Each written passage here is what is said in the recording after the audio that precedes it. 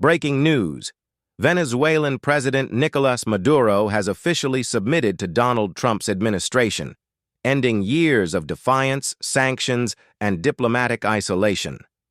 What began as a standoff between Caracas and Washington has now turned into a dramatic political surrender that could reshape Latin America's balance of power. For weeks, tension in the Caribbean had reached a boiling point.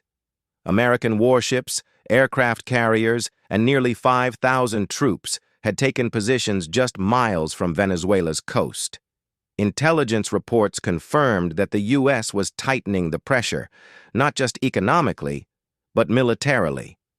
And now, Maduro, once a fiery critic of the United States, has agreed to a new deal reportedly offering American companies access to Venezuela's oil and gold in exchange for security guarantees and a safe passage out of the country.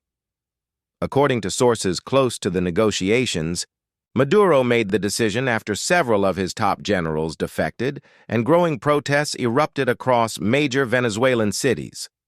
The army, weakened and divided, could no longer hold the line, and with Russia and China distancing themselves from his government, the Venezuelan leader had no choice but to yield.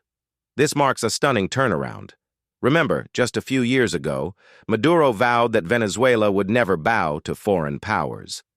He blamed the U.S. for crippling sanctions and accused Washington of trying to orchestrate a coup. Yet, in the end, it was the pressure from the U.S. naval buildup and the isolation from his own allies that forced him to bend. Now, as Trump's administration declares, mission accomplished, the world watches to see what comes next. Will Venezuela finally transition into a democracy or simply become another American ally reshaped by external power? For millions of Venezuelans who've endured hunger, inflation, and mass migration, this moment feels both historic and uncertain. But the struggle in Venezuela didn't start this year. It's been decades in the making. Since the fall of Hugo Chavez, the country's socialist experiment began collapsing under corruption, mismanagement, and sanctions. Oil wealth once fueled prosperity, but when prices crashed, so did the nation's economy. What followed was hyperinflation, shortages, and years of political repression. Maduro inherited a broken system and tightened his grip through force, blaming the West for every crisis while enriching his inner circle.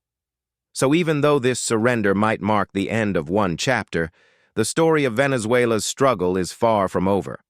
The people now stand at a crossroads, between rebuilding their nation or repeating the same cycle of power and poverty.